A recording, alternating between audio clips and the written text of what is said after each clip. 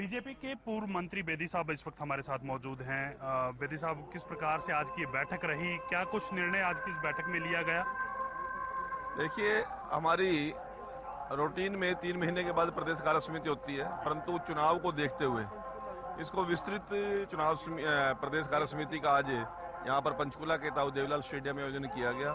और मुख्य वक्ता के तौर पर हम सबका मार्गदर्शन करने के लिए हमारे केंद्रीय गृह मंत्री और पूर्व राष्ट्रीय अध्यक्ष आदरणीय अमित शाह जी ने हम सबको अपने प्रेरणादायक शब्दों से हम सबका हौसला बढ़ाया और तीसरी बार हरियाणा प्रदेश में भी भारतीय जनता पार्टी की सरकार बने, इस प्रकार की योजना आज तय की गई है। मुख्यमंत्री नायब सिंह सैनी की अध्यक्षता में चुनाव लड़ा जाएगा, ये भी सुनने में आ रहा है सर। नहीं, उसमें आपको डाउट कहाँ है? किस बात पे डाउट है? उनकी तरफ से ऐलान कर दिया गया। अमित शाह जी ने कहा कि तीसरी बार मोदी जी, नायब सैनी जी अगली बार अगली सरकार के मुख्यमंत्री होंगे, मुख्यमंत्री जी के नेतृत्व में चुनाव लड़ा जाएगा।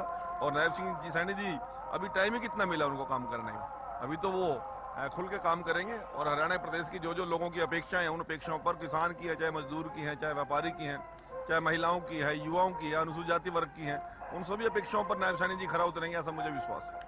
और कहीं ना कहीं क्या विजन रखा गया इस बैठक का, किस प्रकार से लोगों के बीच जाया जाए, कौन से ऐसे मुद्दे हैं, सरकार की योजनाएं परियोजनाएं? हम पिछला चुनाव भी अपने बेदाग नेतृत्व के दम पर चुनाव लड़ा था हमने। मनोहर लाल जी ने 9.5 साल बेदाग सरकार चलाई और उसी तर्ज पर नायब सैनी जी बेदाग सरकार चला रहे हैं।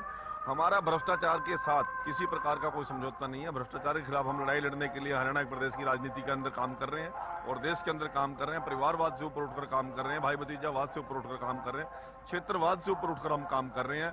और जहां तक मेरा ये कहना है स्पष्ट तौर पर कि हमने आज अनुसूचित जाति वर्ग को एक गारंटी दी है कि उनकी सुरक्षा के साथ कोई समझौता नहीं करेंगे। हमारी सरकार के अंदर गोहाना कांड और मिर्चपुर कांड दोहराने किसी की हिम्मत नहीं हुई।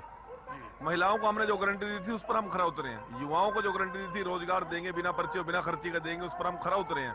और इस सारी विस्तृत प्रदेश कार्य समिति के अंदर बहुत से ऐसे एजेंडे हैं जो आज बड़े क्लियर किए गए और प्रत्येक नेतृत्व ने यह बात की कि अगला चुनाव हम हरियाणा प्रदेश में भारतीय जनता पार्टी बिना बैसाखी की सरकार चलाने को लेकर कोई निर्णय लिया गया है? इस प्रकार से पूर्ण बहुमत की सरकार बनाने के लिए प्रयासरत है और हमें विश्वास ही नहीं, हमें भरोसा भी है।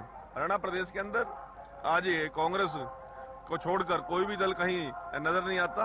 आज हमारा सीधा सीधा मुकाबला कांग्रेस से है और कांग्रेस भी जिस स्थिति के अंदर दो फाड़ होने की स्थिति के अंदर है, वो आपसे छुपी हुई बात नहीं है। पूरा नेतृत्व वहां पर दिशाहीन है और प्रतिदिन किस प्रकार के उनके नेताओं के बयान आ रहे हैं। मैं आप लोगों को हैरानगी की बात कहता हूं, बात करते हैं संविधान की, बात करते हैं दलित की, बात करते हैं गरीब की। 4-5 मेंबर पार्लियामेंट जीत के गए।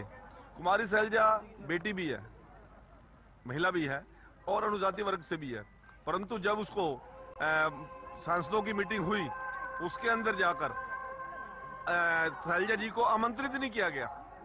जब नए सांसदों का दिल्ली के अंदर मीटिंग की गई तो आज किस प्रकार से ये लोग महिलाओं पर और दलितों को किस दृष्टि से हुड्डा और हुड्डा का परिवार देख रहा है, ये किसी छुपी बात नहीं है। और अनुसूचित समाज के वर्ग के लोगों को ये बात बिल्कुल क्लियर कट समझ में आ गई है।